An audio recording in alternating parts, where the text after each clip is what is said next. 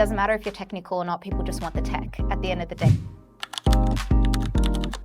Hi everyone. Today we have Catherine Mary Said, the founder of the Gooday app, and today we're going to discuss a little bit more about our upcoming event, what the workshop's going to be about, which is that you do not need a technical co-founder to build a product or an app and so forth. So thank you, Catherine, for being here. Thanks for having me.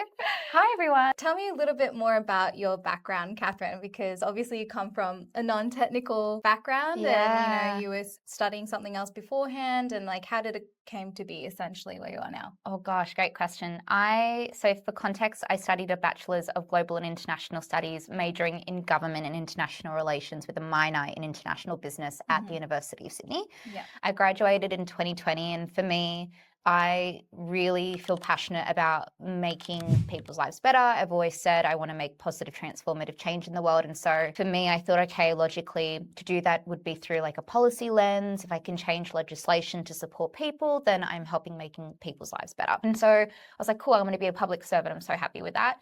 Studied political science as like my major. And then graduated and went immediately into government through their graduate program, and then just kind of climbed the government corporate ladder. Did all the things. I worked in a minister's office. I was managing a hospitality, liquor, gaming and racing portfolio, which has also come to play within Gooday. I most recently worked as Senior Policy and Project Officer for someone called the New South Wales 24-Hour Economy Commissioner. And his job, along with many other roles that he has, is to make New South Wales and specifically Sydney more vibrant. Nightlife, day life in Sydney, something I think that we all know is close to our hearts in terms of, improvement and potential. And while I was there, I learned so much about precinct activation and how, Sydney is very different in the western suburbs than it is in the inner west, like the kind of cultures within cultures, which also came to play in my global and international bachelor's degree. And I had a lot of exposure to industry leaders within the hospitality sector in particular, and how they're really struggling right now with the cost of living crisis and post-COVID, where people much rather be on their couches watching Netflix than going out with friends. And all of this feedback that we were getting at the same time, I was thinking, who could be to do the work of trying to figure out a time and place that works for everyone for a night out, like on a regular basis. Honestly, for me, on a irregular basis, it's still like pulling teeth, the admin that goes around it. And, I always forget or double book and then cancel last minute. And that's what was happening at the time. I was forgetting. So I wasn't, wanting to organize the catch up after months with two friends, because when is everyone free, and that whole, headache. And so I thought, wait a second, are these things connected? And turns out they are. That's what started Gooday. Gooday, essentially. So you finally found a problem that you're also experiencing yourself that you wanted to solve, but also it sounds like many people around you were also experiencing the same issue. Majorly. Yeah. For me, I don't think I'd continue to do Gooday if I didn't feel the pain points all the time. Like if I forget an appointment, I feel so much guilt. Like so much guilt. And if that appointment has anything to do with a friend, that guilt is like times 10. You know what I mean? And for a business, they're losing revenue or with last minute cancellations and the forgetting and the double booking that naturally happens in particularly busy people's lives. And with friends, it comes with its own conflict, right? Of why am I the one that's always organizing and you're not? Or I haven't seen you in months, like where's the time for me? Or we always go to your area, what's in my area, where's halfway? Like there are so many different pain points that it comes with friends. A friend's birthday comes up but we don't celebrate it. Why not? That friend doesn't want to say anything, but if they could organize something easily with their group of friends without having to do the back and forth, then that's amazing too. So I don't know, it's all within the same family branch, and it affects so many people in so many different ways, myself included.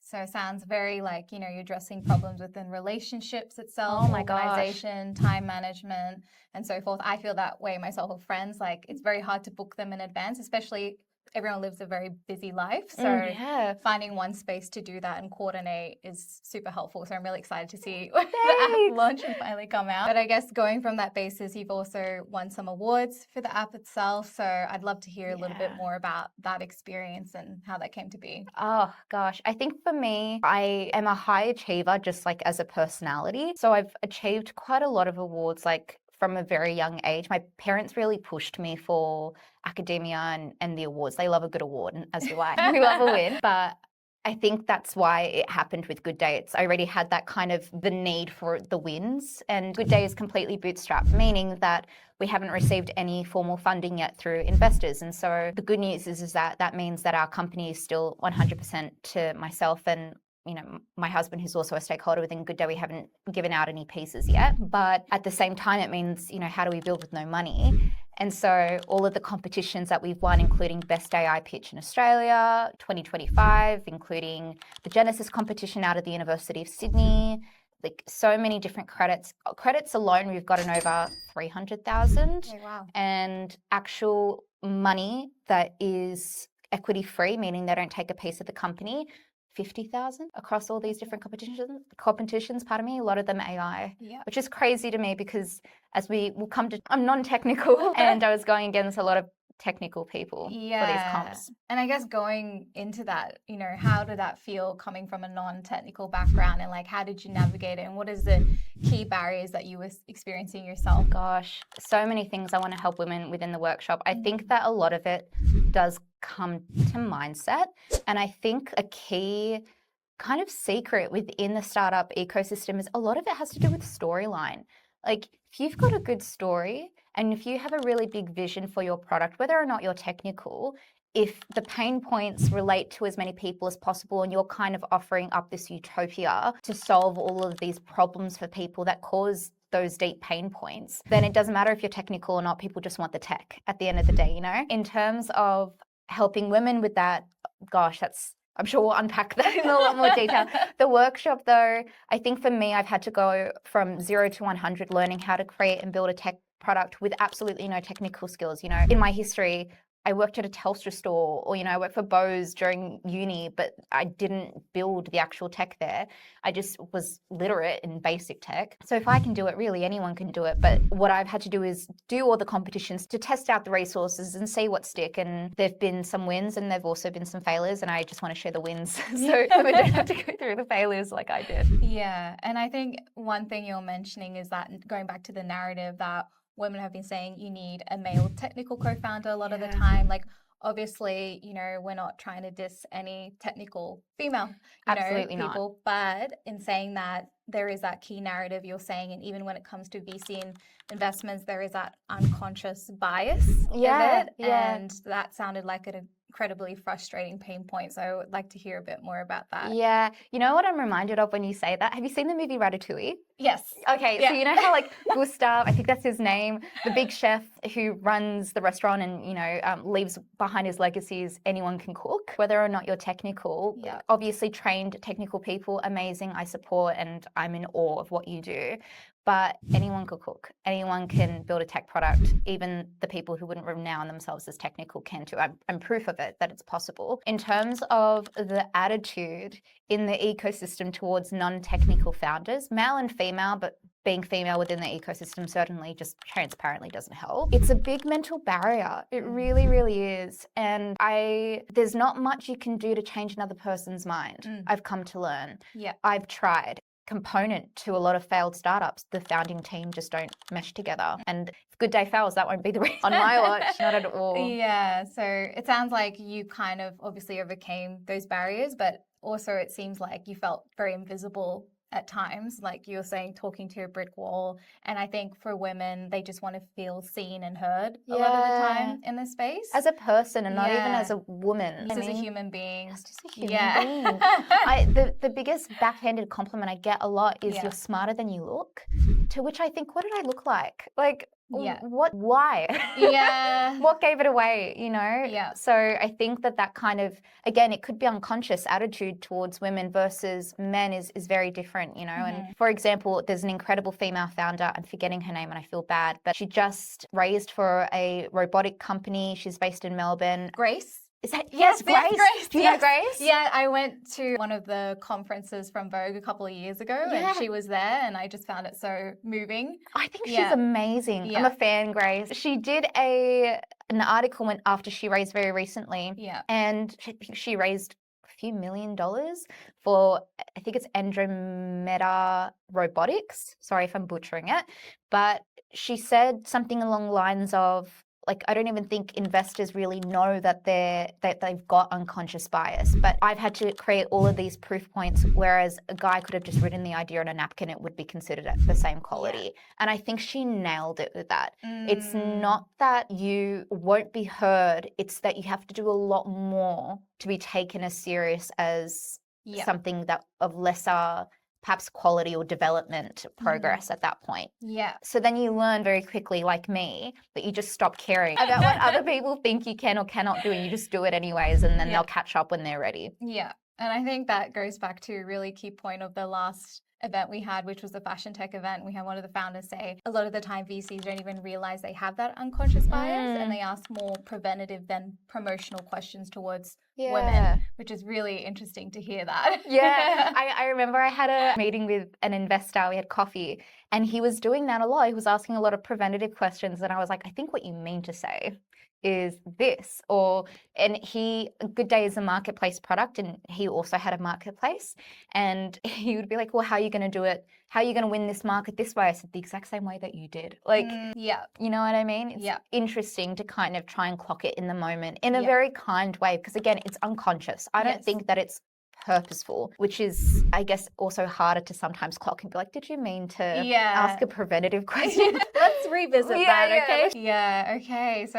it sounds, I feel like that's a lot of the women experiencing that sort of issue as well. And I think with HerHive community, you were saying you liked it because you got to speak very openly at the last event, and also just be a very safe space to also connect with other women. But a lot of the time they say, when men are networking, it's usually like, oh, at the golf course, or you do a camp trip, and be like, Matt said he would invest 10K into my new product or business. But for women, it's just such a different ballpark. And I think that's why we need these spaces where you can connect and find, whether it's an angel investor or a co-founder, or just get the resources and information that you really need. And that's what the workshop's going to be about. So I think I'd love for you to go a little bit more about, what you're going to be addressing in the 90-day sort of roadmap. So Catherine is actually going to be giving you the blueprint to how to, launch and build an app, to founding a technical team. So I'd love to hear more about it. Oh, I'm so excited. I'm genuinely so excited, because it's exactly what I wish I had. I feel like when a lot of people naturally get into startups, the first thing you think is, okay, I'm going to create my networks. I'm going to find out, how do I even start this thing? I'm going to have a lot of coffees with a lot of different people. And that's really valuable, but it also takes up a lot of time. And what happens is you've got all of these pieces to the puzzle, and some of them fit and some of them really don't. And trying to figure out a concurrent roadmap to, okay, this is step number 1. I've done step number 1. Okay, now we move on to step number 2, I think is so difficult. And trying to find the resources through other people, and opposed to cultivating your own in a really cost-effective and efficient manner, it will save you so much time. And as we've discussed, time is money. And time is money. Time is money. And you might not think that, but if you waste 2 months on one thing that could have taken you 2 weeks, time is money. Like that's time that you're not on the market getting customers and actually gaining traction. That will be considered to de-risk investments for investors, and therefore increase your likelihood of getting investment if that is something that you need or want to do. In terms of what the 90 days will look like, it's really simple in terms of, we start with identifying your key problem, your pain points that I talked about before, that really ground the entire startup forevermore. What is your company? What does it stand for? What solution does it provide? And how is that solution different to competitors? All of the foundation that you would need for you to feel confident that your business is theoretically great is the first step. And strong against any rebuttals that perhaps will come into it. And you will face a lot of rebuttals. Like that is just, you know what I mean? And at least you have the answers to the questions when they come up. I've had so many rebuttals thrown to me, and every time I've got the answer for it. And that's because I did the groundwork. So the first step is the groundwork. The second step is the design of the product. So, okay, you've identified the pain points. Now you need features that actually address the pain points in order to make sure that your product is solving the problem, which is harder than it sounds. And what happens is it'll evolve, because sometimes the pain points evolve too. Your understanding gets deeper, but looking at the solution and cultivating that into a product that is then, next step, consumer friendly and actually provides the experience that you want it to provide. A really great example is Uber. It is a really simple app when you think about it. It's going from point A to point B, you press a button, you've got a driver. But the mechanisms behind Uber to make it work the way that it does, so it is simple, is really quite complex. So kind of trying to navigate that so it's really successful and streamlined without the back and forth. That's the next thing. So solid product by the end of it. And then we look for developers. Okay, so we've got a great company. We know exactly what it's doing, the pain points that it solves, why it's being solved, and how it competes with the current market. So you've got defensibility there. We've designed the product. We've used really interesting AI tools to help us design the product if we have not studied design. And so now you've got the designs for a product. Next step is you get a quote from a developer. I'll be sharing my networks as well so that you have trusted places to get quotes. And then from there, you start the process of how do you manage a tech build? And then that's its own kettle of fish to try and figure out how to educate yourself on tech literacy. What is a sprint? And how do you lodge for bugs when you're testing? And how often should you be testing? And how long should this product take to make? And each feature, everything. The project planning around it is really quite intense, but I'll be sharing all of the resources that I personally use so that you don't have to find out the hard way of how to do it through trial and error. And then the product is getting built. While the product's getting built, that's when you start doing all the rest of the grunt work, right? What is your go-to-market strategy? What is your pricing strategy? Who are your target customers? Where do you find them? Like all of that needs to be ready before you launch, you're doing while you're also managing this tech build. Tech gets built, you go to your beta group, you test it out, you're going to get feedback, which is what you want. You go back to the tech team with a new quote and you figure out, okay, exactly these are where the holes are that we need to get filled. These are the gaps. You get that done, and then you're off to the races making $1 million in your first year. That's the goal. Besting it. Yeah. Well, I think it sounds so comprehensive. And just hearing it, I'm just taking all the information and I'm like, wow, I want to build my own app now. Yeah. So I think, you're saying this is also a topic that's not really discussed. Like no one's really given out a blueprint, like at least in your experience, what you found. So I think it's going to be incredibly valuable for any women that are out there or listening to this or watching it. If you are wanting to build an app or you feel like, you've been knocked down by VC investors or maybe someone, a family friend said, oh, what are you doing? Why are you trying to build out? You're non-technical. This workshop is going to be for you. And Catherine, as she mentioned, she's going to give the blueprint, but we have on the HerHive platform, like a digital chat group, which you'll be able to continue the 90-day roadmap. And Catherine's also going to be giving her feedback along the way, because I think a lot of the time with events, you have all these great learnings, but then you're like, okay, where do I continue this conversation? Like, where can I continue to get the support and resources? And that's what we want to be doing with HerHive for this event as well, that women can actually implement it and not be like, okay, all right, I learned all this info. How do I continue this? So I think both of us feel very firm about this vision that we have. We really do. And it's because the vision is we get asked all the time, like, how do I start? Yeah. Do I need a technical co-founder? And it's all of this myth debunking as well that comes around with it. I think what I'm really excited as well to share about the workshop is that we are actually going to be providing some pre-work as well, so that all the people who enter into the workshop, you've at least got your idea that's solid. Like, we're not going to go through what is your competitive advantage in the workshop. You'll have all of that ready for you so that when you enter into the workshop, it'll be specialized towards your particular idea, so that there's more than enough room for that. And of course, questions, because I think we all have like 1,000 burning questions. Yeah. And it's like, who to ask? I don't want to bother anyone. Bother me. I'm here to be bothered. Catherine. And it's not a bother at all, but you'll have all of the answers all in one place. And then, as said before, for 90 days after all the questions, because gosh, so many questions. I have so many questions still. Yeah, you always have to reiterate, go back to it, and then get the feedback once again. So I'm very excited for this workshop, and I'm so glad that Catherine reached out to collaborate with HerHive. And I think one thing she really liked was the honesty of the community and the platform, and I think that's really important for women to feel safe, have that community, have the platform where they can voice these concerns or things they feel like there's a gap in the market for. And personally, I met a lot of women myself who started building the app and then they were like, oh, I don't have the technical co-founder. And so they stopped and they went back to whatever they were doing. And going back to the whole mindset thing it's huge. Yeah.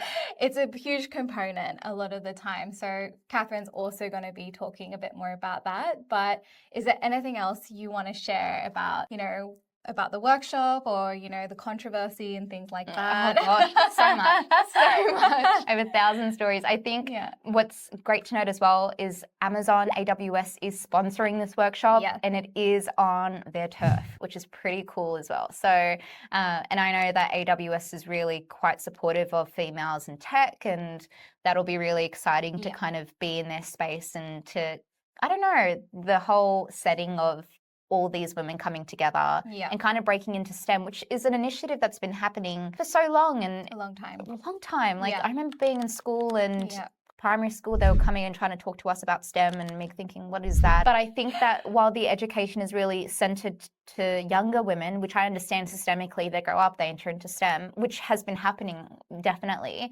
I think that when it comes to perhaps women who are 20-something like us and older perhaps, who think, I've got a great idea, but don't have the education that came with the STEM or didn't enter into software engineering at university and don't have that kind of foundation. This is the place as well where you'll be getting it. For example, as well, you'll be getting so many resources from me, including a glossary. We love a glossary. I wish I had a glossary. It's like a dictionary for startups, because I've gone into so many conversations with advisors, mentors, investors where they say a word expecting me to know what it means, and for me to go through the, you know, awkward thing of, I'm sorry, what does hallucinate mean in this context? Or what is an ESOP? Like these things that you'd never hear about outside of the startup world that you're expected to as well to be taken seriously in these conversations. So everything that I could possibly provide to support you girlies, I will be providing. I don't know anything else other than that. I think that's a wrap, to be honest. Like, I think I really enjoyed this conversation. I feel even more energized. Like before this morning, I was like, oh, a bit groggy, but now I'm like, all right, let's go build an app today. But if you want to be, you know, booking for the upcoming workshop, which is Architect Tech Built Her Way, little play on words, you can RSVP in the Instagram and HerHive in the bio, or you can, you know, contact Catherine herself. She's also on LinkedIn, but we also have it on our LinkedIn page on HerHive as well. So thank you. Thank you. We look forward to anyone who's coming to the workshop. Any questions, please do reach out in our DMs, and we'll go from there. Can't wait to see you there. Okay.